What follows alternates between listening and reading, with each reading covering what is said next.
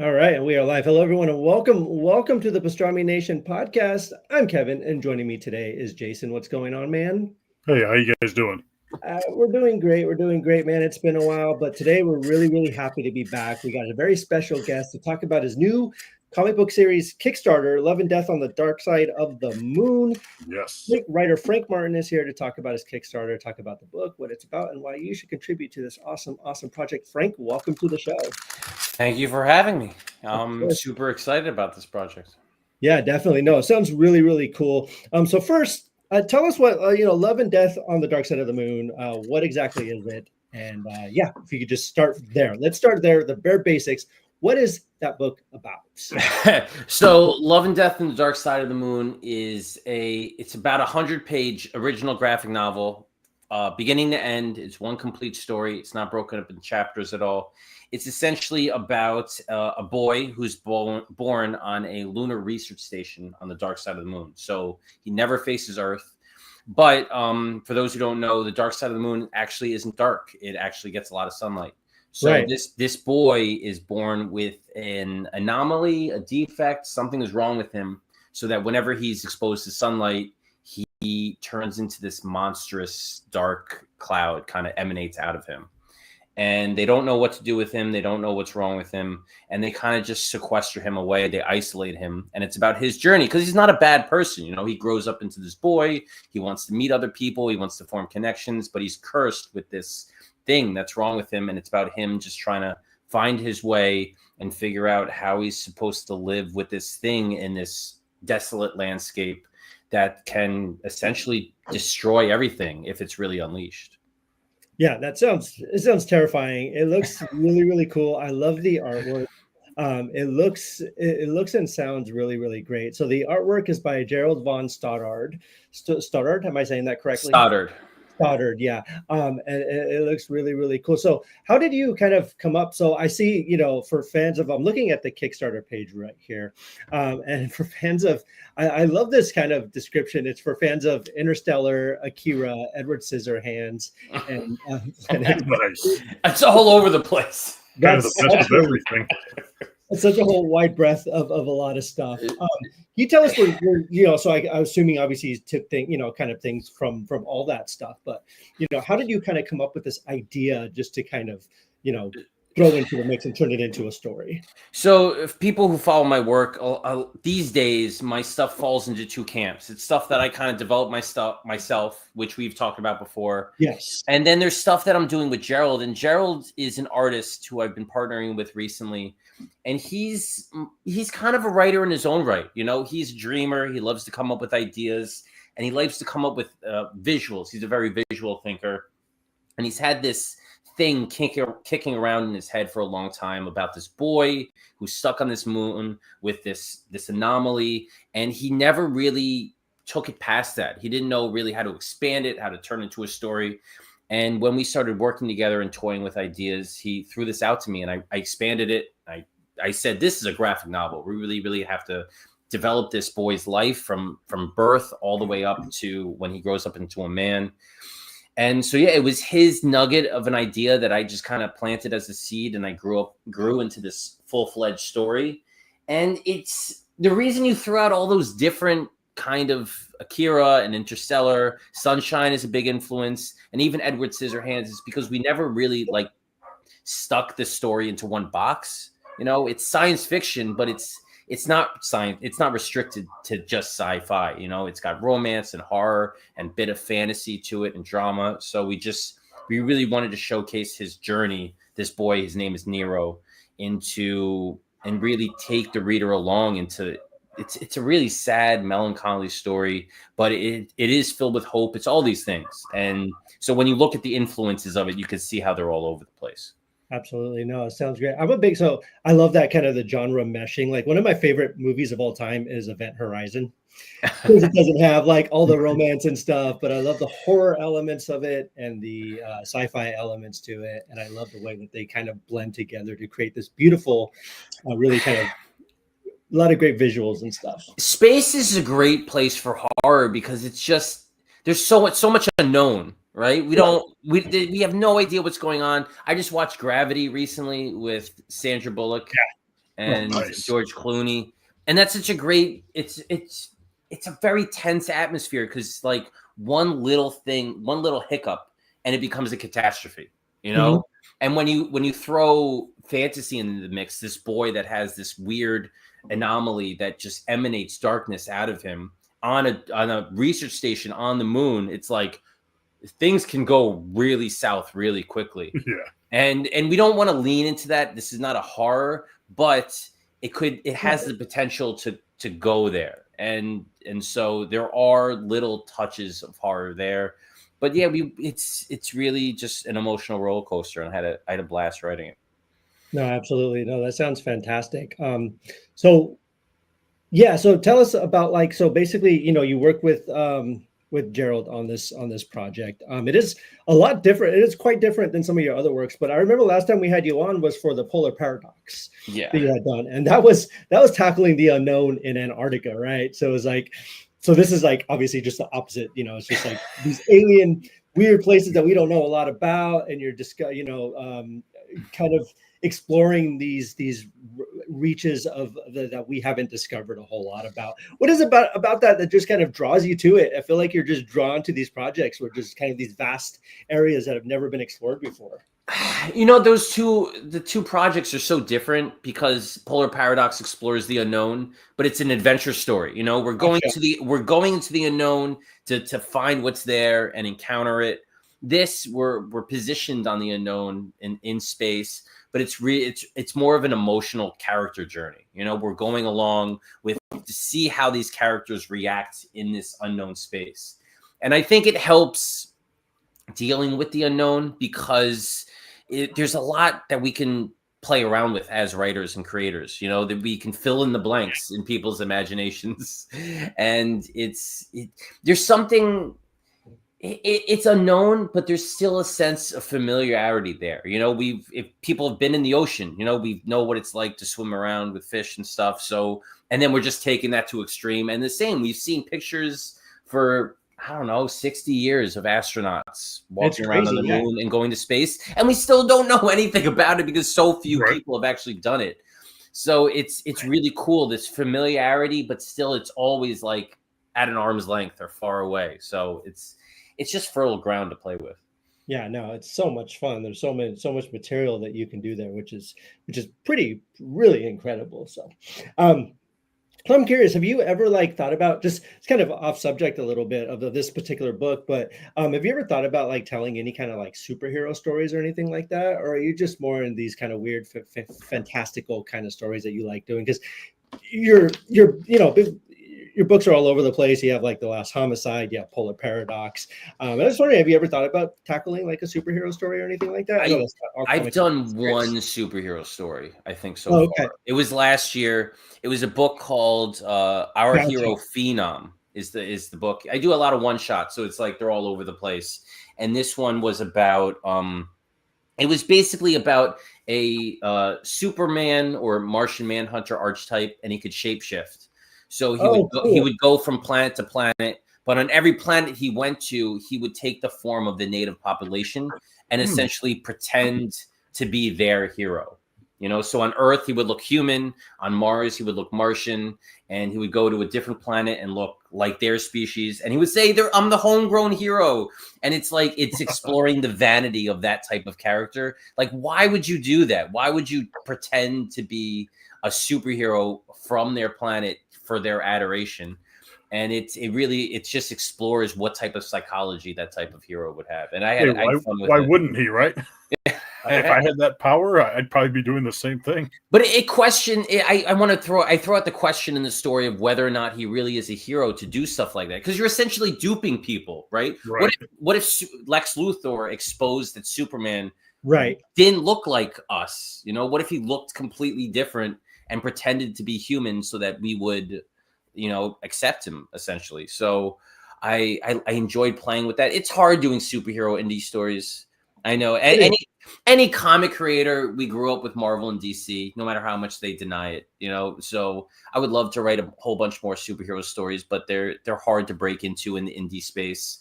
I wrote recently a Daredevil fan fiction that I'm developing. Yeah, I'm working with an artist. It's in the early stages, but yeah, totally. Superheroes are great. I love them. I would definitely. It's just a matter of opportunity and whether or not it makes sense, financially to do it. No, absolutely. So do you mind if I'm going to bring up the Kickstarter here onto the course. page here so we can take a look? Because so here is the Kickstarter here. So we have Love and Death on the Dark Side of the Moon. So you guys are already a little bit over your Halfway mark. goal, which is pretty awesome. You have 20 days to go. Oh, you're gonna smash that.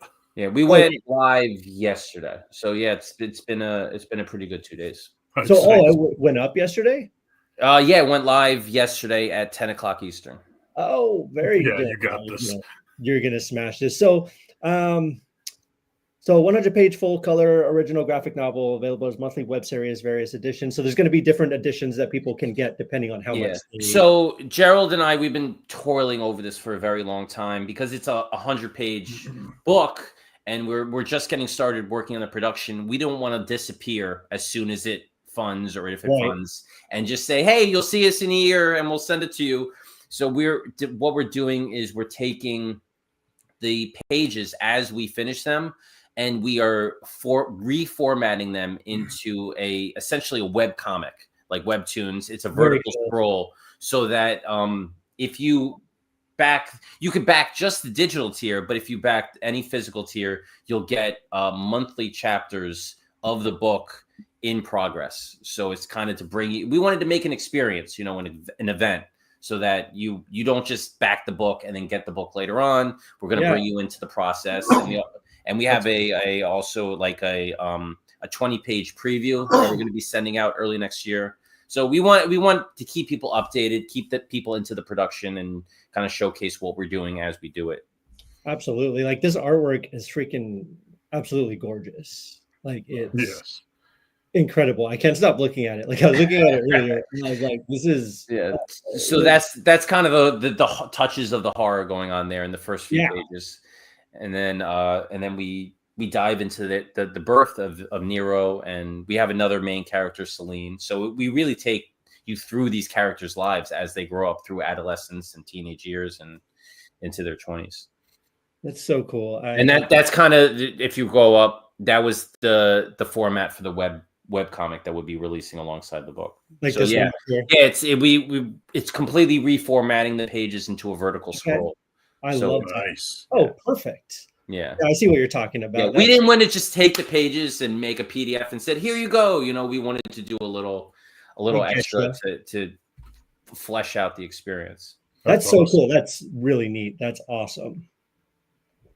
So what's manga edition? That's pretty cool. Gerald loves doing covers. He loves creating different editions for people. So we got a kind of a digest. We call it a manga. It's not backwards or anything. It's just more of a digest size. So if you want to put it in your pocket, read it on the train or whatever. But we got regular soft cover, wraparound soft cover. That's a wraparound edition. We have a slipcase hardcover and a regular hardcover. So yeah, we just want to offer stuff to people if they're into it. That's really, really cool. Y'all can go, anyone watching right now, obviously go to Kickstarter, look up this project. It's actually very, very cool. Highly, highly recommend it. Frank has put out nothing but incredible stuff. So absolutely go check this out. And look at it. It looks incredible. Just the title alone just catches you. Like if somebody just said, hey, you're going to read a graphic novel called Love and Death on the Dark Side of the Sold. And then once you look at that shot of the space station on the moon, like the zoomed out shot, like wow, I could just picture a soundtrack for that. Gerald and I, we really want to develop stories. We don't want to have superhero action pow or sex stuff like in your face. This is real kind of a journey from beginning to end. And it's very early on in the process of developing the story. I'm like, Gerald, we can't serialize this. If we break this up, it's going to diminish the emotional impact that these characters are going through. So I remember I read a quote from Alan Moore a long time ago when people asked him, do you watch the movies made off your comic books? Yes. And he said, no, I write comic books for people to sit next to a fire with a cup of hot cocoa and enjoy, and not to be adapted into a movie. And I know it's pretentious, but like That's how I imagine people reading this, you know, just sitting by a fire and just opening up page 1 and going all the way through to page 100 with a nice cup of hot cocoa. That's awesome. Speaking of that, I'm just curious, as a writer, as a comic book writer, do you like ever just kind of in your head be like, this would be really cool as a movie? I would like. Always, absolutely. I can't. We're not supposed to admit that. No, I know, but I mean, come on. There's so much stuff I would love to see from mine in animation or film, but you know what? I never write for that of course, kind of medium. And I think a lot of writers, I mean, I don't want to drop any names, but you get the feeling like they're kind of they're trying to skip the comic book step and get to the film step. And I don't want to do that, but at the same time, you can't ignore the potential to see something adapted that you want to do. So yeah, it's all about how you do it. I was talking with some friends today about Wanted, the Mark Millar comic. Oh, yeah. And the comic is so great. I love it so much. And it's about supervillains and how they take over the world. And they turned it into a movie. And the movie rightly just completely demolishes the supervillain aspect of it and turns it into assassins. And is that the one with Angelina? Yeah, and James McAvoy and Angelina Jolie. And it's the movie. It has a flair of the comic. You know, it keeps a lot of the initial themes of the first arc, but it goes in a completely different direction. And it did that wisely. It would have been very weird to depict supervillains on the screen like that. So it's just a matter of when you take something, whether it's mine or somebody else's, to understand the strengths of it being a comic book and the weaknesses of keeping those strengths in a movie or a TV show or whatever. Now, who would you cast as Nero if this were picked up as a movie? Oh my God, I can't answer this question. Gerald would be so mad at me. No, it's understandable. As an adult, this is a weird answer. I'm going to say Timothée Chalamet is the first guy to come to mind. That's a good choice. That's a very good choice. He's I don't know why that he's the first one that pops into my head, because Nero is he's a very tragic figure. He's got this terrible, and you can't help but feel bad for him. You know, he's got this, he's cast as a villain from the moment he's born because people are so scared of him, you know, and he just wants to have friends. He just wants to live his life, and he's not able to because of something that's totally out of his control. And he tries to find humanity. The girl in the picture, her name is Celine. She's born at the same time as him, and she sees the humanity in him. And it's her role through the story to kind of bring it out. And I think he could do a good job, you know, kind of portraying that sullen darkness with a speck of hope, you know. Absolutely. No, I love that. That's great. Yeah, he's a good actor. I think that would work perfectly. So I'm curious, do you have like any upcoming events or anything, or like Comic Cons you're going to or anything like that? Maybe. Maybe. So Gerald is the one who he kind of books a lot of the cons, and as my partner in crime these days, he kind of gets me to tag along. I like doing cons. It's tough. It depends on the type of con, you know? Yeah. A lot of these conventions, they're not comic conventions anymore. They're pop culture conventions. So when you go there as an indie comic creator trying to push your original work, it's a struggle, you know, it's a job to try to get people interested in it. And there are conventions, though, that are specifically geared towards indie comics. And those are so much easier to do because people go there expecting to see new stuff. You know, they want to see indie creators. So it's a lot less of a struggle to get them involved. So it's just a matter of picking and choosing which ones you do. Absolutely. You should come if you ever come to Portland, Rose City Comic Con. I hear it's a good one. That's a really good one. We could definitely promote the heck out of the books if you come to here. We'll take care of that for you. Don't worry about it. Absolutely. Yeah, no, definitely. Well, very cool. Well, Frank, thank you for joining us today. Thank you for chatting about this project. I'm very, very excited for it. Very excited for you guys. You guys are already almost at your goal. You're going to make it. I think that's awesome. For those of you listening, those of you checking it out, Love and Death on the Dark Side of the Moon, Kickstarter. Go check it out. Some really, really cool rewards and everything that come with it. And you can donate anything from $1 to however much you want. And there's all the different tiers and everything like that and the reward system, which is really, really, really cool. Frank, anything else you wanted to talk about, or anything else you wanted to talk, any of your books or anything that you wanted to talk about real quick before? No, right now this has pretty much taken over my life, at least my creative life.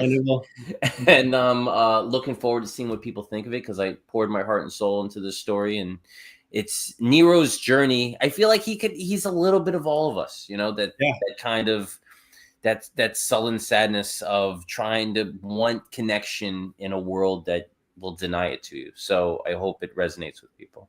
Absolutely. I definitely think it will. Your other work has, and you've done great work. So I'm very, very excited to read this book and everything else you do. So yes, thank you. Yeah. So Frank, thank you so much for joining us. We really, really appreciate it. To all of you watching, all of you checking out the show, make sure to like, subscribe, all that fun stuff.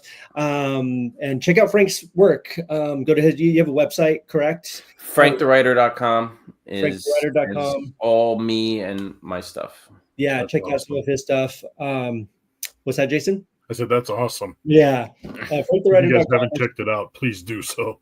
Yeah, please do. And also check out PastramiNation.com. I was just at KamariCon in Portland this past weekend. So check out all the footage and everything from that. That was a really, really fun convention. So definitely go check out Pastrami Nation on socials and all that fun stuff. And find me on social media, Kevin Hoskinson, Kevin_Hoskinson on all the socials that Jason doesn't have. He has MySpace and Friendster. Friendster, America Online. Yeah. Frank, did you have any social media or anything that you wanted to promote? Or just at Frank the Writer? You could find me on Twitter, Facebook, Instagram. Those are the three that I gravitate towards. Cool. Nice. Sounds good. All right. Well, thank you all for joining us. Thank you all for checking out the show. Go check out Frank's work. You're really, really, really going to love it. All right, y'all. We'll talk to you all later. Have a good night. See you all next time. Bye-bye. Take care, guys.